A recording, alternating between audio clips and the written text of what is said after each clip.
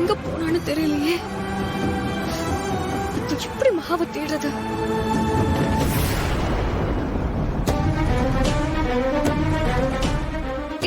இப்பதான் எனக்கு live லொகேஷனை share பண்ணா. ஐயோ, இந்த டென்ஷன்ல நான் அதை மறந்துட்டேன் பாரு. இந்த லைவ் லொகேஷனை ஃபாலோ பண்ணி போயிடலாம். மகாவை காப்பாத்திட முடியும்.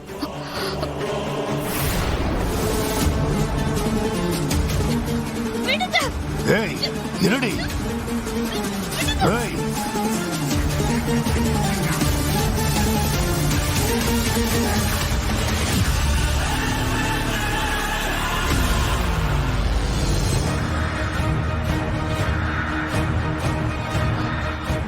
முதல்ல திருவுக்கு இதை சொல்லிடலாம்.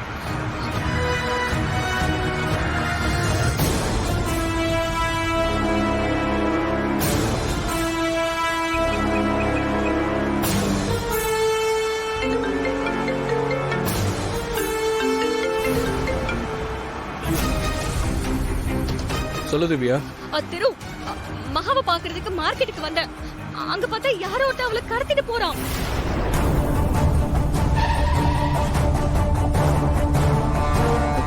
என்ன சொல்ற?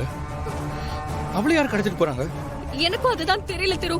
மகா பாவம் திரு, ரொம்ப பயந்திருப்பா. மகா கடத்தினது யாரும் பாத்தியா? ஒருத்தர் வெள்ளை வேட்டி வெள்ளை சட்டை கட்டிட்டு தாடிலாம் வச்சுக்கிட்டு பாக்க கிராமத்தா மாதிரி இருந்தான். சொல்றதெல்லாம் வச்சு பார்த்தா இதை செஞ்சது மகாவோட மாமாவா தான் இருக்கணும். நான் அவளை பாக்குறதுக்கு மார்க்கெட்டுக்கு வரதுக்காக லைவ் லொகேஷன் அனுப்ப சொல்லிருந்தேன். அவ அதை அனுப்பி இருந்தா. நான் அதை ஃபாலோ பண்ணி தான் இப்ப போய்கிட்டு இருக்கேன். உனக்கும் சென்ட் பண்றேன் திரு. நீ இமிடியேட்டா அங்க போயிடு. சீக்கிரம் ஷேர் பண்ணு. நான் வந்துடுறேன்.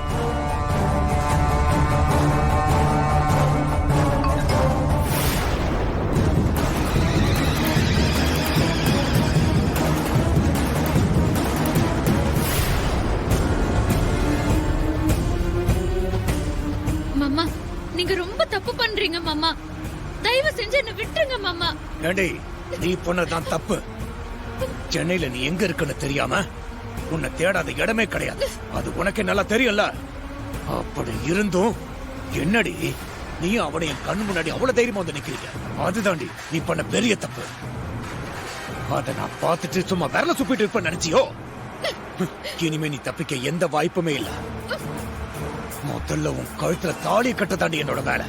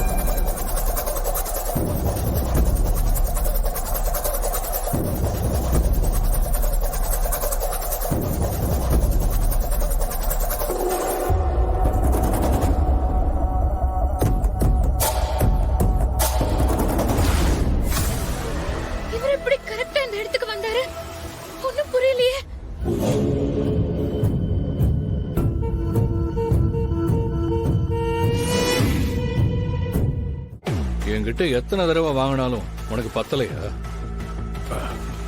உனக்கு தெரியாம தான் அவளை தூக்கிட்டு போகணும்னு நினைச்சேன். ஆனா இப்போ உன்னை அடிச்சு தும்சம் பண்ணிட்டு அவளை தூக்கிட்டு போலான்னு இருக்க.